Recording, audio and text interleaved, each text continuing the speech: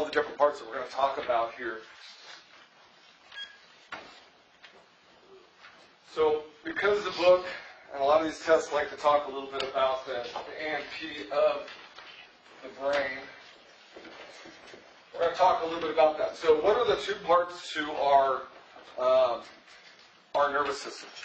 Central nervous system and peripheral nervous system. Right, so you got central and peripheral. What we're going to be talking about is the central nervous system.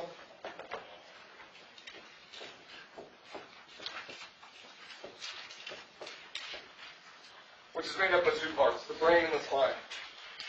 So we're going to focus on the brain aspect of that. And then from there we've got the brain, which has 4 lobes. We've got occipital lobe, frontal, temporal, and your parietal. And all of these lobes correspond to the actual bones that cover the top of them. So looking at the occipital lobe, real basically, what is it responsible for? Responsible for vision, right? When she was showing you that brain, she pointed out the optic nerves that travel all the way from where the eyes are located in the frontal portion of the brain, all the way to that occipital lobe. What do we know about temporal lobe, you guys? What's temporal lobe responsible for? Part of it is just think of where they're at. So what organs are near that area? Hearing, right? So a lot of it has to do with hearing, language, and speech.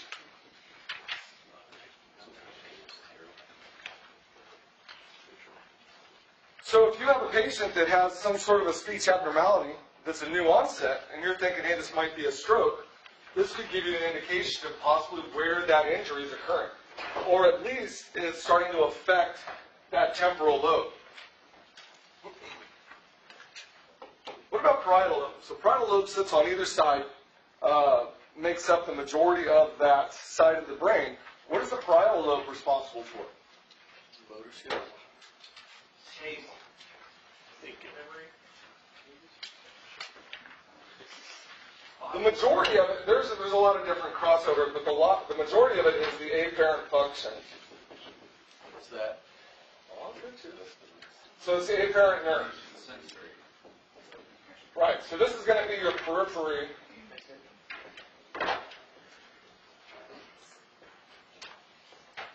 So when we talk about afferent, this is coming to the brain. So any kind of sensory nerves, heat, pain, pressure, that kind of thing, those are all going to send information to the parietal lobe, which is then going to analyze it and then distribute it throughout the other portions of the brain that are needed.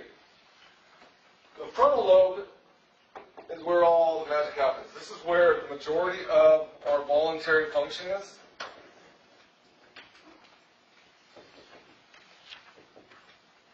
It's our motor, memory, and this is our efferent.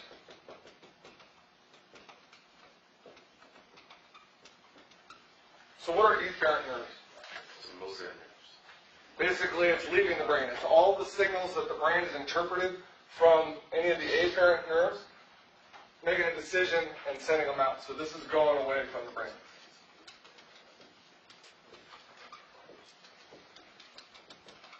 And the reason I brought up both afferent and efferent is you see these a lot when we're talking about peripheral nerve tracts. And it's always confusing to figure out which one they're talking about and which one is which. So afferent is always away. Efferent is always going to be, afferent is always towards the brain. Efferent is always going to be away from the brain. I like to think of efferent as like E for engine. Engine motor does work. So Whatever makes it stick in your mind. It's just the other one. All right, so continuing on from the brain, there's two portions that we're going to talk about here. The diencephalon and the brainstem.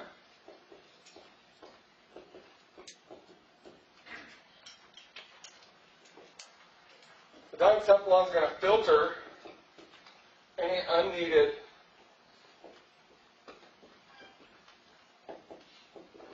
info before it reaches the cerebral cortex.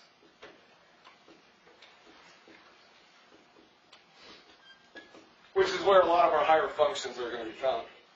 What would be an example of filtering unneeded information? Like if your You tell me. wife rocks so much that you start It could just be anything about temperature. It can be anything that's not really relevant to the overall vegetative functions of the brain. So it's not any of the higher level kind of stuff. It's not any of the conscious thought stuff. Touch this and then pull. It's just anything that's not really needed, you know. So for the brain itself to make any kind of an unconscious decision. All right, so the brain stem is going to have a few divisions of itself. You have the midbrain, the pons, and then you have the medulla. Medulla oblongata. So when you look at the midbrain itself, this is what's responsible for our level of consciousness. It gives us that sleep-wake cycle. And what part of our nervous system is responsible for that feeling sleepy, feeling awake? Kind of. You guys heard of RAS? The reticular activating system? So this is one of those things. The majority of human beings, we are awake during the day and we sleep at night. Those of you that have worked night shifts, you work days all your life, and all of a sudden now you're trying to work night shifts. It's very difficult to try to switch to that. You'll find yourself that in the middle of the day you can't sleep. Even though you're tired, you've been up for 12, 24 hours, it's daytime, you can't sleep. There are some things that we can do to try to encourage that. Taking melatonin, maybe some sleeping pills, blacking out windows. That's some things that people will do to try to compensate and trick your brain into thinking that it's nighttime by making it a dark environment. But the midbrain is what's responsible for that. You come over to the pons. Pons is what's responsible for our respiratory drive. It's going to give you rate and depth.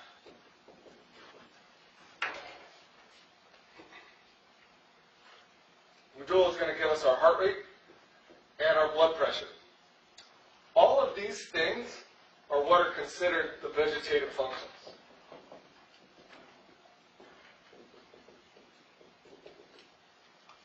These are things that are unconscious. We don't deal with these. Our brain, our computer system, is what is controlling all of this so that we don't have to think about it. It happens. So understanding what each one of these parts does is great. When we're dealing with patients that might be hypertensive, might be bradycardic, might have some sort of altered respiratory pattern, what do you think of? Start thinking of brainstem issues, right? How about Cushing's triad, increased ICP? You start realizing that this portion of the brain is starting to be affected. And a lot of times that happens because of pressure or herniation. In the video, you heard her talk about the tentorium. Has anybody heard of the tentorium before? Okay. When you think of herniation, what do you think about? When I say the brain is herniating, pushing it out through that big hole in the back of the skull, right? Well, actually, there's several areas in the brain that I'm going to talk about, but the big one, obviously, would be the foramen magnum. You also have the tentorium, and anytime that tissue is allowed to intrude past those kind of tissue barriers into another area, it starts to affect that portion of the brain. That is actually considered herniation. So you can actually have a herniation inside of the brain prior to it going down through the large hole in the back of our skull. All right? So the term herniation doesn't always mean like the brainstem is going to squeeze out the back of the skull. That's why dealing with ICP is so important to try to maintain that patient's survival. All right. So let's go back here a little bit. Let's talk about the hypothalamus.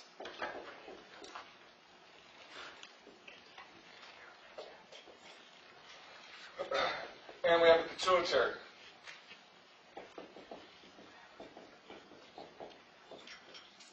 So what do you guys know about the hypothalamus? What's its importance? controls a lot of functions, like temperature control. All right, so absolutely, that's one. Temperature control. Is the pituitary gland attached to it? Exactly. So the pituitary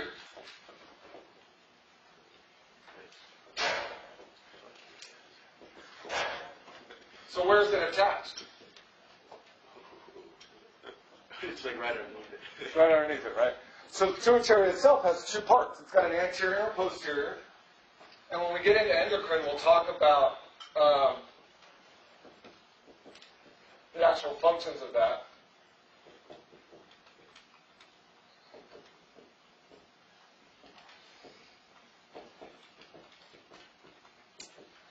But the interesting thing is the hypothalamus actually produces the majority of those hormones that are found within the pituitary gland. Things like antidiuretic hormone. Bless you. Hypothalamus. It also is going to control our sense of pleasure, thirst, and hunger. So you guys have heard about people that suffer some sort of a trauma, they're always complaining of being thirsty. Right? So what drives that thirst? Why do suddenly patients who've been in some sort of a traumatic accident suddenly crave water? They're hypovolemic, and then their bodies, they keep thinking. Absolutely. So possibility of them being hypovolemic, either from bleeding out or dehydration, suddenly have this unquenchable thirst. They need to drink water. And that's the body's attempt to try to replace what it's lost. Hypothalamus is what's responsible for establishing that thirst. Like the same, like diabetes. Very similar, right? So when you look at diabetes, what system pretty much is responsible for that? What is diabetes? We're talking about for sugar, right? So is that an endocrine controlled environment, right? So yeah, so absolutely, it's all part of that. The nerves lie very close together. So what drives that thirst in diabetes isn't a hypovolemic issue. It's actually trying to dilute down high blood glucose levels. Right? So it causes them to be thirsty all the time. When you look at the pituitary gland, what is the primary organ, I suppose, that the pituitary is in control of? The thyroid. Keep going. A little bit farther south of that. Oh, the Kidneys? There you go. So in the kidneys, what sits on top of the kidneys? the adrenals. All right, so pituitary primarily causes changes in the adrenal glands. A couple of those hormones that are secreted by the adrenals, epinephrine and norepinephrine. Both of those are responsible for that fight or flight response as part of that sympathetic nervous system. And that's ultimately controlled by the hypothalamus and the pituitary gland to ensure that those mechanisms are in place.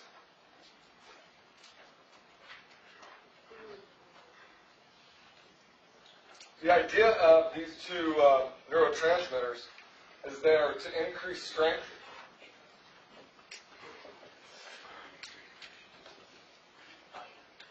and your cardiovascular reserves.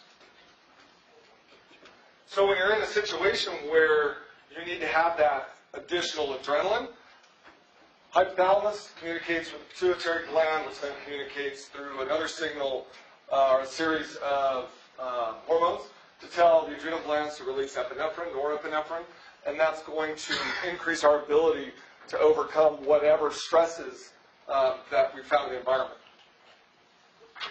So norepinephrine is released first, and that stimulates like a more widespread release of epinephrine. Is that how it works?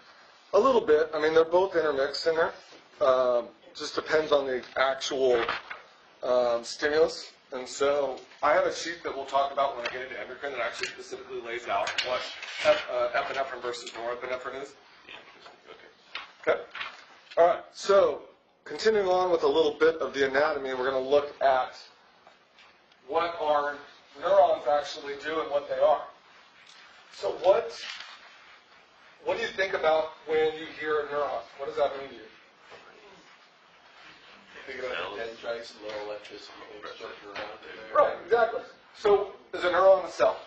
Yeah. Right, it's absolutely a cell. It's a specific type of cell.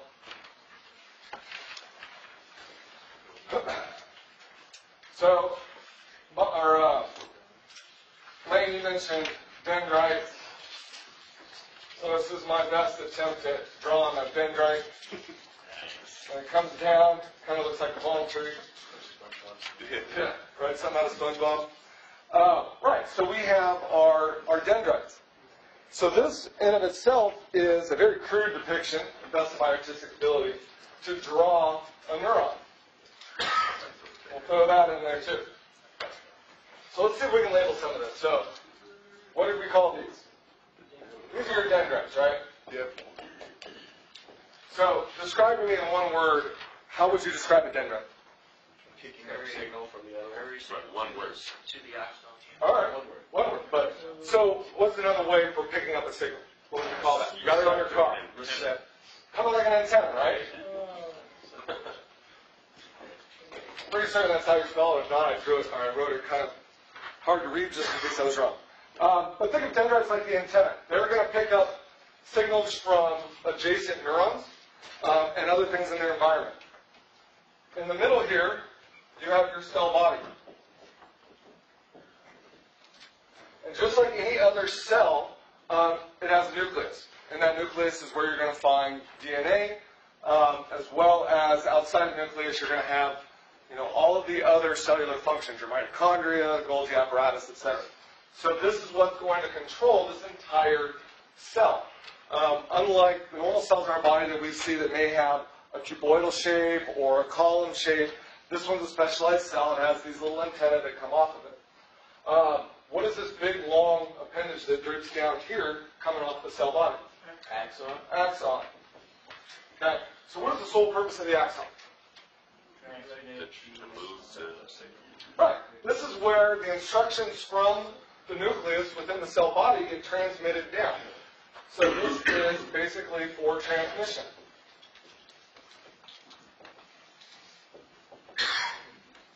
Now, this thing can be fast and it can be slow. So what kind of, apparatus do we have to help increase speed of our electrical impulse that travels down the axon? Myelination. Myelination, right? So, myelination, depending on if the type of nervous tissue is myelinated or not, it's going to be composed of a bunch of these little pieces of myelin sheath. This actually of itself is a cell. It's its own cell. It's called a Schwann cell.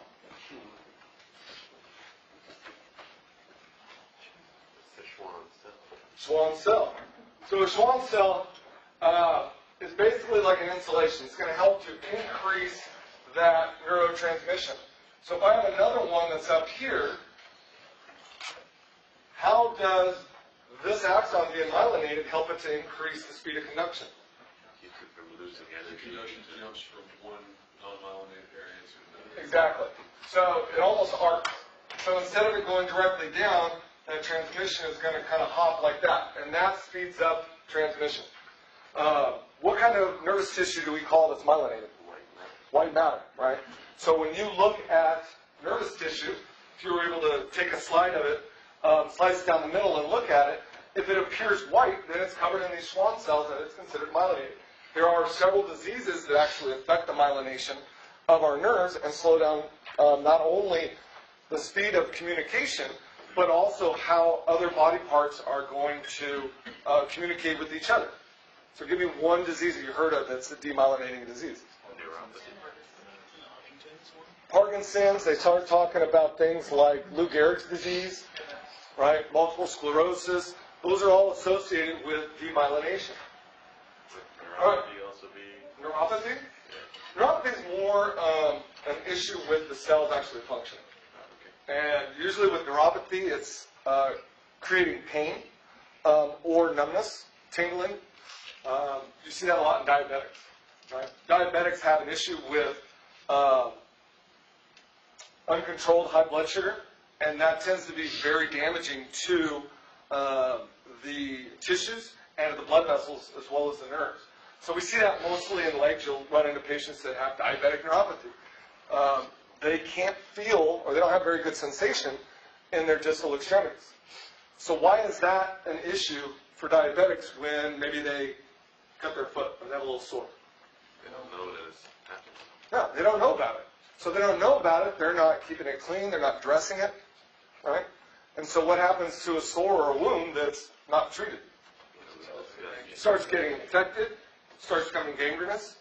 And if, in addition to not having very good feeling in those distal extremities, their heels, that kind of thing, their circulation is not very good. Why do we need circulation when we're dealing with an infection?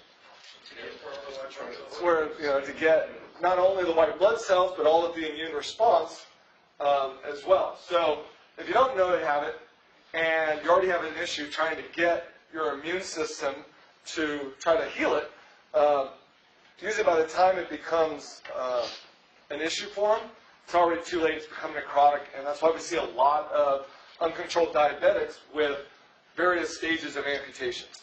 And you'll see it on one foot, on both foot. They'll lose their toes, then they'll lose half their foot, then they'll take it up above the ankle, then they'll go below the knee, and eventually they end up going above the knee amputations in the more extreme cases. But you'll see it if you run into these patients that you transport a lot, you'll end up seeing that progression as they lose that ability. All right, so what's this little thing down here at the end? Axon fold. The terminal? Right. There's all kinds of different names, but basically it's the terminal. Sometimes it's called the end bud. Depends on what books that you read. But it's the axon terminal. This is where neurotransmitter is released.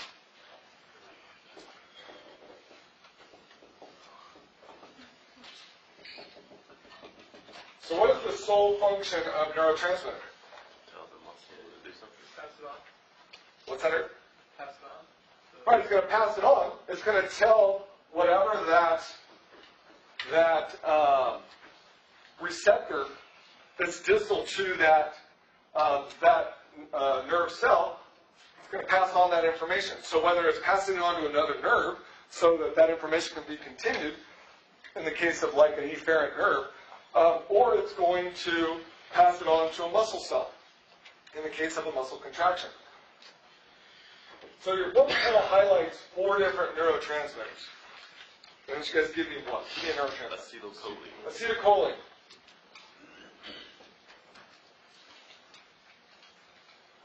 Oftentimes it's abbreviated ACH. So acetylcholine is the primary neurotransmitter that we find at the neuromuscular junction. Right? That's where we're going to find that joining and communication between a motor neuron and its motor muscle itself. That's going to be acetylcholine. We also have things like dopamine, serotonin, and epinephrine. Right? These are all different types of neurotransmitters that are communicating with other neurons inside of the brain to basically get that signal to that area of the brain that it's responsible for. What is serotonin? Serotonin is one of the mood. Same thing with dopamine. It affects your mood. It affects your emotions. There are a lot of antidepressant medications that are serotonin uptake inhibitors, like SSRIs. Does Zofran do something with the serotonin situation? A little bit, but it's not its primary prescription. Okay, any questions on that, you guys? All right, I want you to take about a 5-minute break, and I'm going to start on the next one here in just a second.